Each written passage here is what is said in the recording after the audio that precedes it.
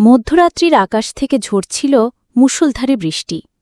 বর্ষার এই গভীর রাতে সারা গ্রাম যখন গভীর ঘুমে মগ্ন, তখন দুই বন্ধু রহিম আর করিম বসেছিল পুরাতন চা দোকানের টিনের চালের নিচে। বৃষ্টির শব্দে তাদের কথাবার্তা প্রায় ডুবে যাচ্ছিল। এভাবে আর চলে না রহিম ভাই। করিম একটা দীর্ঘশ্বাস ফেলল। বাড়িতে ৩ দিন ধরে ভাত নেই। আমারও একই দশা। মেয়েটার পড়ার খরচ, ছেলের ওষুধের টাকা, সব মিলিয়ে মাথায় হাত। হঠাৎ করিমের চোখ উজ্জ্বল হয়ে উঠল।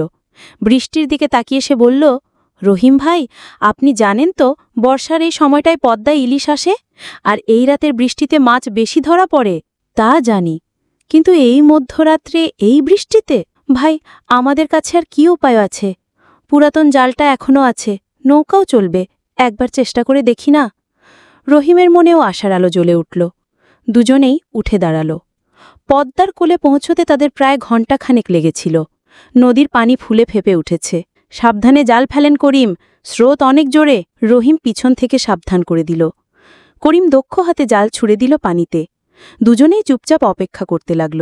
প্রায় আধ ঘণ্টা পর জাল টানতে গিয়ে দেখল রূপালী ইলিশ মাছে ভরে গেছে জাল। দুজনের চোখ মুখে আনন্দের ঝিলিক। আলহামদুলিল্লাহ, দেখেন কি সুন্দর মাছ! করিম উৎসাহে চিৎকার করে উঠল। রাত ভোর পর্যন্ত তারা জাল ফেলতে লাগল।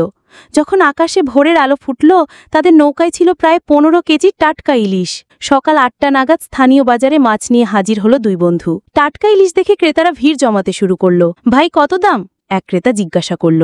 ৮০০ টাকা কেজি, একেবারে টাটকা, রাত্রিবেলা ধরা। রহিম দাম বলল। একটু কম করেন না? দেখেন ভাই, বাজারে এখন ৯০০ টাকা কেজি। আমরা ভোরবেলা নদী থেকে সরাসরি নিয়ে এসেছি। দুপুরের মধ্যে সব মাছ বিক্রি হয়ে গেল। মোট পেল ১২,০০০ টাকা।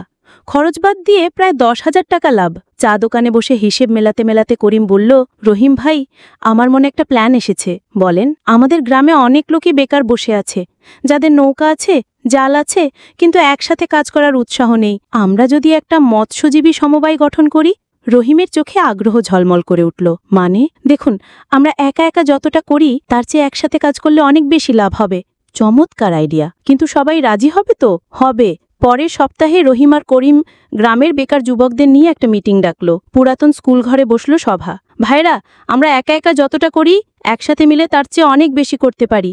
গফুর, নসির, বাদল সবাই উৎসাহের সাথে শুনল পরিকল্পনা। একটা পদ্মা মৎস্যজীবী সমবায় সমিতি গঠনের সিদ্ধান্ত নিল সবাই। প্রথম মাসেই ১৫ জন যুবক তাদের সাথে যুক্ত হলো। সবাই মিলে একটা বড় নৌকা আর উন্নত জাল কিনল। প্রতিদিন পালাক্রমে মাছ ধরতে যেতে লাগল। ৩ মাসের মধ্যে গ্রামে পরিবর্তন দেখা দিল। যেসব পরিবারে মাসের পর মাস ভাত জুটত না, তারা এখন স্বাবলম্বী।